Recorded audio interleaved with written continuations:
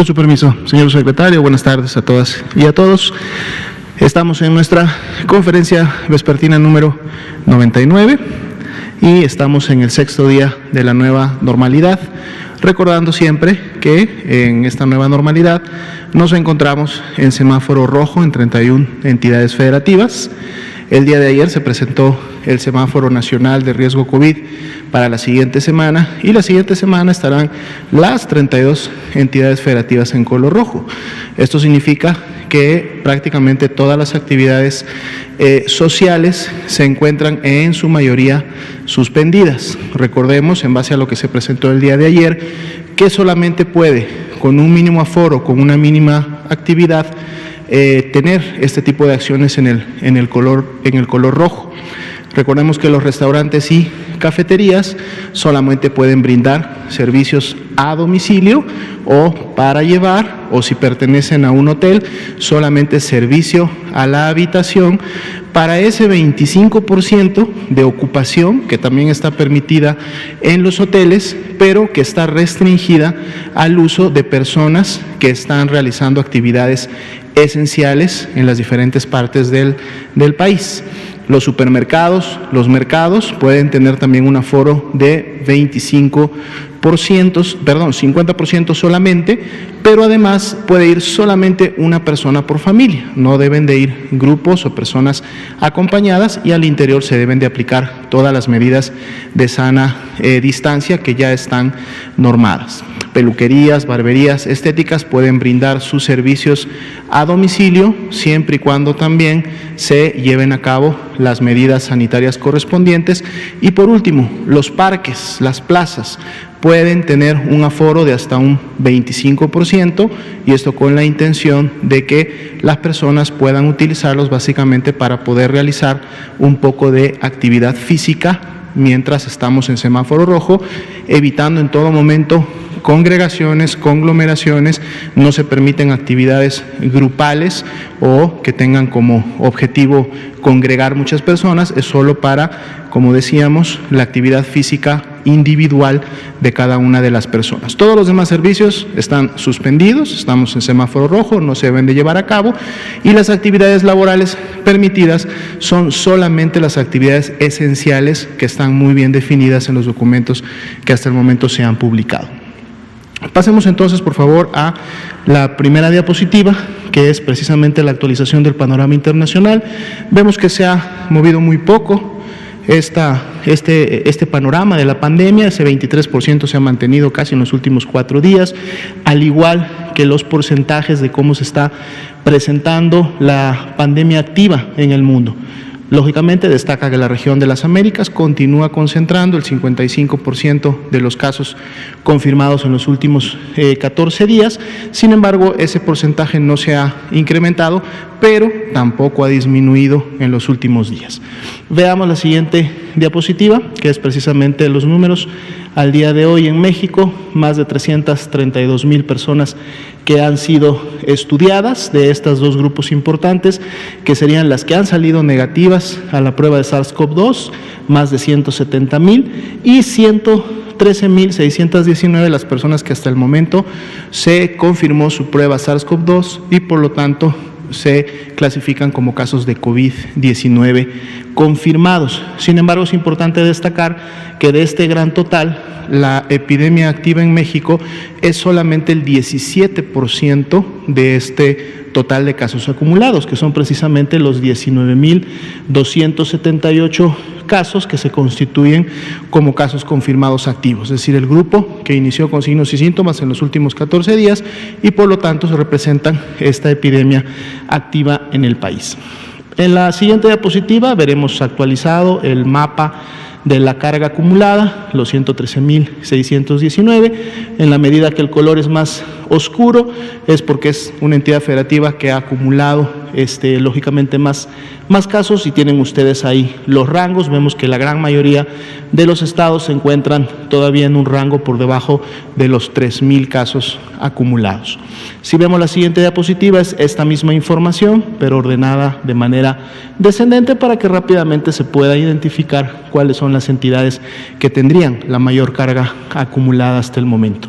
La siguiente diapositiva es ahora sí la epidemia activa, los 19.278 casos. Vemos que el mapa también se ha mantenido con colores de rango similares. Vamos a empezar a ver movimientos en las siguientes semanas, en la medida que otros estados incrementen su carga, pero otros también empiecen a salir de sus picos epidémicos.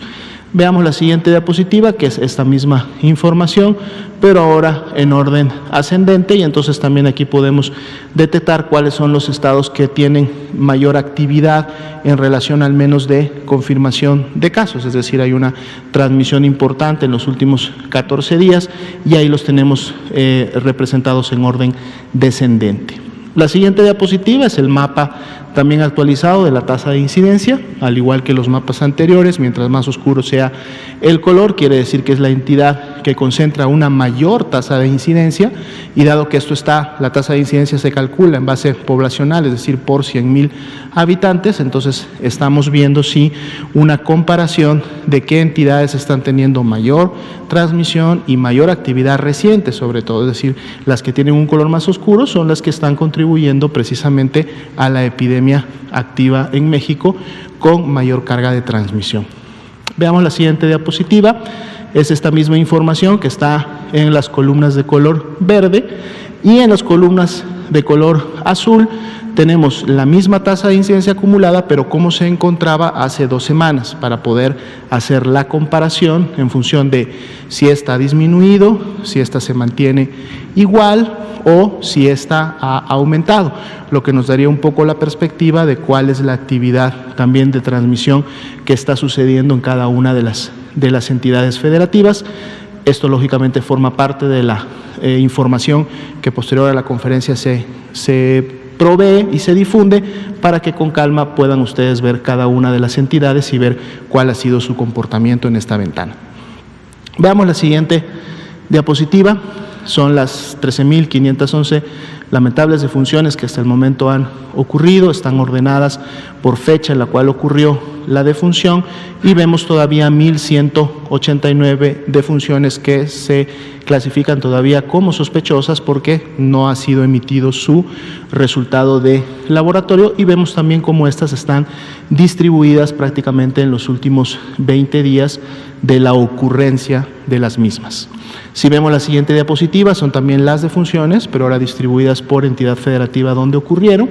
Siempre vemos que el color naranja claro, que está encima de las barras azules, va a representar esa fracción que todavía puede incrementar el número de defunciones en cada una de las entidades federativas, porque son estas defunciones que están esperando el resultado de su prueba de laboratorio. Veamos la siguiente diapositiva, que es la curva epidémica, tanto de los casos confirmados como de los casos que están aún sospechosos. Continúa la tendencia ascendente, la hemos visto prácticamente desde el inicio de la epidemia, y estos 48.273 casos que aún son sospechosos, podemos también verlos en la siguiente diapositiva,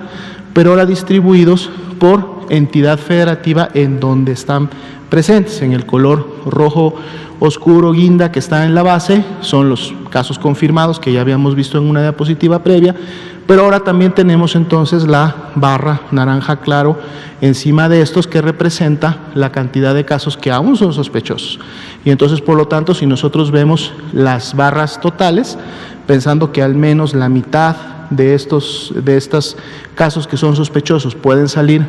positivos, hay estados que están en una posición de carga acumulada más abajo que otros, pero que si su carga de sospechosos se llega a confirmar, al menos en esta proporción, tranquilamente pasarán a unos primeros lugares. Esto es un poco la idea de este gráfico, que podamos ver un poco la magnitud más real de lo que está sucediendo, no solo viendo los confirmados, sino viendo además los que están todavía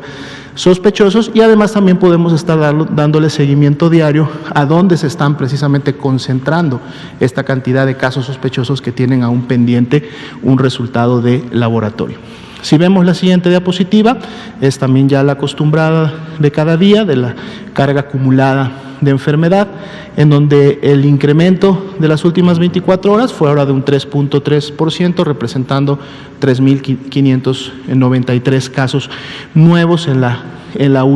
últimas 24 horas. Son casos que se confirmaron o se capturó su resultado positivo en la plataforma en las últimas 24 horas, pero igual muchos de estos casos iniciaron con signos y síntomas o son casos de los últimos 10 o 15 días. La siguiente grupo de diapositivas, vamos a ver ahora la ocupación y disponibilidad hospitalaria, la presentamos todos los días también. 95% fue la tasa de notificación del corte de ayer a la medianoche, que nos dice que de las 22.663 camas IRAG que se prepararon, camas IRAG para pacientes graves, pero que no requieren todavía de atención crítica, 12.584 se encontraban disponibles, por lo tanto la ocupación era del 44%, una ocupación que vimos que sí para esta semana que estamos terminando se incrementó, pero en ese incremento se ha mantenido sí entre estos 43, 44, 45%,